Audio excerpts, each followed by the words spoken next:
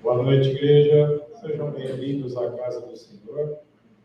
Abra a tua Bíblia em Lucas, capítulo 8, versículo 43. Lucas 8, 43. A página é 1156. 1156. O título do início da página é A Cura da Filha de Jairo. E no meio do caminho ali nós vamos ler o 43, que é: enquanto Jesus vai para a casa de Jairo, a mulher do fluxo de sangue toca em Jesus. Lucas 8, 43.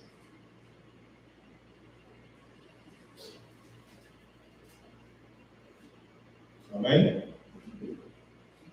Diz assim: e uma mulher que tinha fluxo de sangue havia 12 anos e gastara todos os seus sustentos com médicos e não pôde ser curada por ninguém, chegando por detrás dele, tocou na orla da sua veste. Tocou no corpo de Jesus? Ela tocou só na roupa de Jesus. Não precisou nem tocar fisicamente em Jesus. Ela tocou na orla da veste. E imediatamente estancou o fluxo do seu sangue. É um contraste tremendo, né? 12 anos de medicina não se compararam a um toque na roupa de Cristo. Aonde está o verdadeiro poder? E aí o texto continua dizendo assim: e disse Jesus: quem me tocou?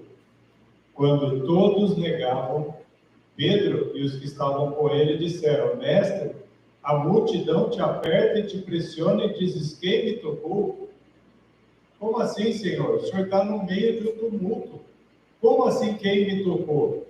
E essa pergunta que Jesus faz sempre me deixou assim, eu ficava na dúvida o que estava acontecendo. E eu estava estudando o livro Ciência, ouvindo o livro Ciência do Bom Viver, no capítulo 4, e fica muito claro, porque o que acontece nesse momento é o seguinte: depois de uma cura milagrosa como essa mulher, ela não poderia ter tocado em Jesus por causa do sangramento. As mulheres no tempo do sangramento tinham que se afastar. Ela teve que correr para Cristo porque era a última alternativa. Ela chegou no extremo, no limite, e isso gerava nela medo, insegurança, e além de tudo, ela ter chegado no mestre, tocar em alguém que é uma pessoa importante e não saber se ela seria aprovada ou não. E qual foi a atitude de Jesus? Quem fez isso? E o texto disse no 46: e disse Jesus: alguém me tocou, porque eu percebi que saiu virtude de mim. A palavra virtude é a mesma coisa que poder. O poder está em Cristo Jesus. Cristo é que tem a virtude, Cristo tem o poder. E quando ele fez essa pergunta para ela já estava, naquele momento do toque, a descrição é que o vigor voltou a ela sentiu a sua carne sadia, ela se sentiu completamente sã, com o fôlego, o vigor renovado, e ela tinha certeza que ela tinha sido curada. Nesse momento, qual é o espírito dessa mulher? De pura gratidão. Mas ela quis sair de fininho. E Jesus disse: espera, você não vai sair daqui só com metade da bênção. Você não vai sair desse lugar sem dar o seu testemunho. Porque o que acontece depois disso? Jesus disse, então: eu percebo que saiu virtude. O que diz o 47? Então, vendo a mulher que não podia ocultar-se, ela veio tremendo. Por quê? De medo, ela não sabia o que ia acontecer. E prostrando-se diante dele, declarou-lhe perante todo o povo a causa porque ele havia tocado e como ela fora curada imediatamente. Como chama isso que essa mulher fez em público? Testemunho. Muitas vezes nós fazemos um pedido, recebemos a cura e não compartilhamos.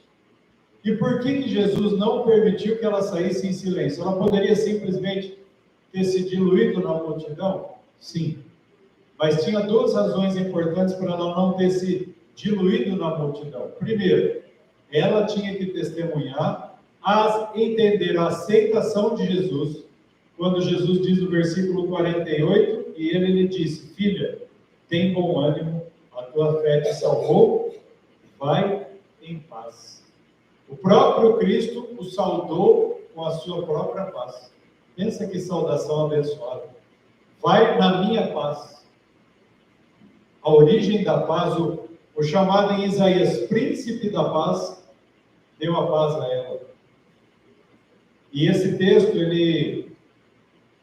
eu achei ele assim, muito impactante para a minha vida, porque além disso, o que Cristo fez nesse momento? Ele não poderia e ele não faria nada para desperdiçar nenhum momento. Quem deve ser glorificado pelo milagre? Deus. Quando essa mulher dá o seu testemunho, Cristo então glorifica ao Pai através daquela mulher se manifestar. Ele não pediu para ser ele glorificado, mas quando as pessoas viram e aquilo aconteceu, tudo isso gerou naquela multidão temor e glorificação a Deus. Nós não podemos perder a oportunidade de glorificar Deus. Quantas vezes, por exemplo, a irmã veio ao sábado, a Daniela chegou aqui e veio dar um testemunho. Já alcançou, durante a semana eu conversando com uma pessoa, já alcançou uma outra irmã. Quando nós recebemos uma bênção, muitas vezes nós temos timidez de dar um testemunho, com medo de que aquilo foi só para nós. Mas quando Deus nos abençoa e promove a cura, promove o milagre, promove uma transformação, isso é motivo de louvor a Deus. Isso edifica a igreja. A igreja, naquele momento, foi edificada pela cura daquela mulher.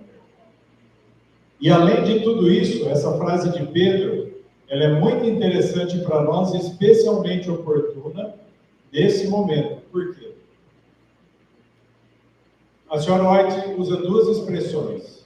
Uma, Cristo identificava o toque da fé, e a outra, o contato casual de uma multidão descuidosa. Contato, todo mundo o Pedro não falou, Senhor, todo mundo estava trombando com o Senhor. Isso é um contato casual, sem querer, não tinha um propósito. E uma multidão descuidosa, uma pessoa que está desatenta.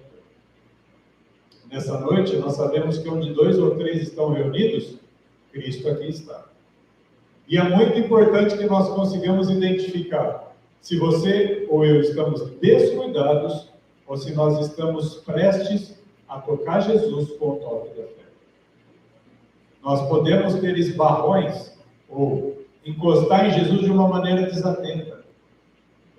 Isso é a mesma coisa que você acredita. Eu acredito em Jesus, mas se essa fé não for prática, por que se Cristo liberasse poder para todos, toda aquela multidão que encostava em Jesus seria agraciada pelo poder?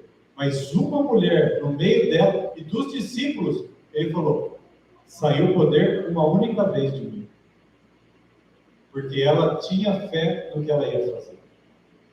Será que Cristo vai entrar, vai passar pela multidão descuidosa e vai embora e ninguém receber a virtude do que ele quer fazer aqui? Porque Cristo quer derramar sua virtude nessa noite. Mas se nós estivermos como uma multidão descuidosa, nós não vamos desfrutar do toque da fé, do seu testemunho, a experiência de vida e o que Deus quer fazer para nós. É um momento de reflexão, nós vamos nos ajoelhar e agora, como foi dito, cabe a nós vivermos, desfrutarmos da graça. A escolha é minha e sua. Vamos nos ajoelhar.